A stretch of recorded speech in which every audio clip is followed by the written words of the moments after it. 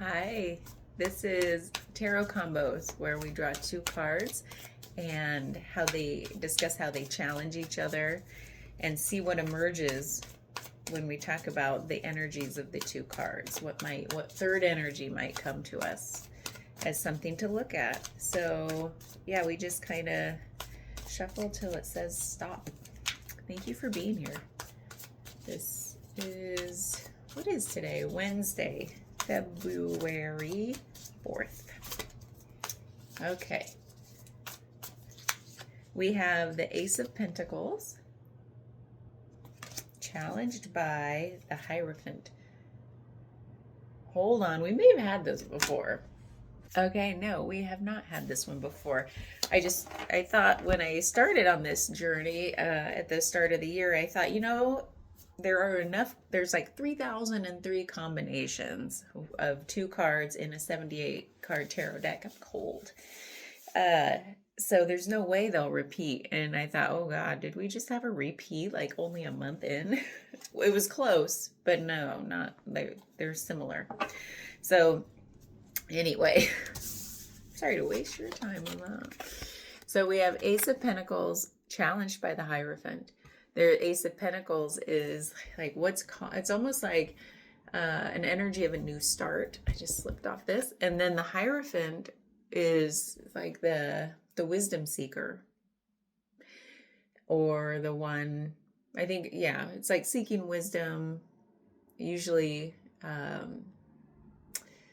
from world, like the wisdom traditions, let's just say that. So it's not so much like seeking inward, like a lot of the tarot cards have this like energy of going inward to seek your truth. This is kind of like where in your lived reality, your external reality, are you seeking wisdom? Or where do you want, a lot of times, like if it's in the challenge area, it might be asking us to look at, like, where do you feel like you want people to see you as the wise one, right? Because that might be what's showing up here. But it's saying there's a fresh start for you. You don't have to play that role anymore where you feel like you have to have all the answers, or you have to validate people's, opinions on things. Like, yes, stamp of approval, So I'm just going to say that. Where do you feel like you have, and I don't know if you feel like you are this, or just you have this tendency you wish you could break free from, of saying like, yes, stamp of approval.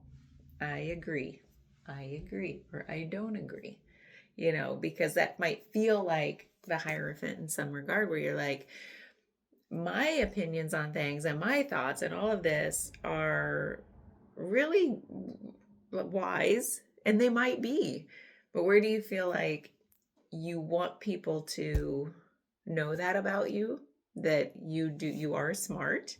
They should come to you with questions, maybe, or ask you for your advice because you give really good advice.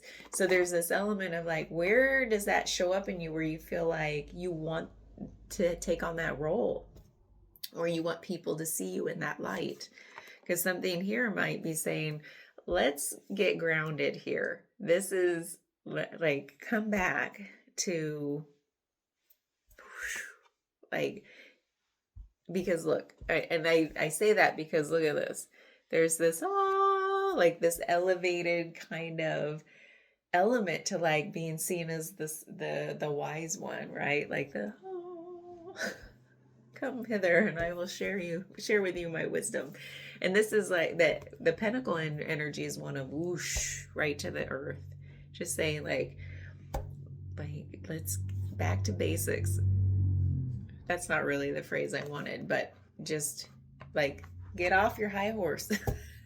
Come back down from the lofty place and live amongst the people. We are all the same, with the same struggles of figuring out how to do this life. And we all find our wisdom in different ways from different sources, and we all are traversing different paths. So And there's nothing wrong with that, the intention of wanting to share your wisdom with people. Right? I think the only thing that to look out for with that is like, do you want so badly to be seen in that role? Like the attachment to that perspective of like, oh yeah, they're really smart. Yeah, I want to talk to them. And where do you feel like you do like to give your stamp of approval? Like always valid, like almost like the nice thing is maybe you like to validate people, like who are struggling for clarity, and like when they come up with something, maybe you do like to validate them, and that's not a bad thing either. But where do you where does it branch over into like a little too much of like kind of like that validation that says, oh, good job, like in terms of you came up with this answer, I like this one, so good job. If you'd come up with a different one, I'd be like, okay job. It's hard to describe, but do you feel that showing up in your life anywhere? Hold on, something else is coming and I gotta create space for it. Okay. What was coming apparently was kind of like this turnaround moment of if you've felt this in your life where you're maybe feeling like you enjoy being the one people turn to for advice or wisdom or however you want to put that. Like you're the smart one. You know you're smart, right? Where has that played out, and like, is it the underlying assumption with everyone you talk to that maybe you're a little sharper, right? So the turnaround here, and you just very may well be, but that's not important. Where do you feel like the one who gives that stamp of approval in the words you say to validate someone, where might a question better serve? So, for example, the teacher now becomes the student. And it's not the student of asking everyone for advice or, you're still smart. You're still sharp. But can you turn these moments of sharing and validation, and like usually the Hierophant is like the one up high and other people are coming up from below to like say, hey, give us your wisdom. Where can you switch roles and become the question asker, even to the same people? You may still feel very sharp, like you have a lot of wisdom to share. Can you share it in the form of a question? Questions have more of an opening effect for people, right? It's like, versus like a statement or just a stamp of approval. There's nowhere to go from there for either party, right? So what are they really getting from you? If you do, like, if you probably are the smart one who has wisdom to share, but can they get more from you by you asking a really smart question? You can be smart with questions versus statements. Or can the question just lead to an opening for both of you? Like, allow people to be how they are or how they're going to be, no expectation. So people you're interacting with, like, would a question better serve that purpose of, hey, I learned something about them I wouldn't have learned had I not asked a really great question. Now, what's a really great question? I don't know. It's different for every situation.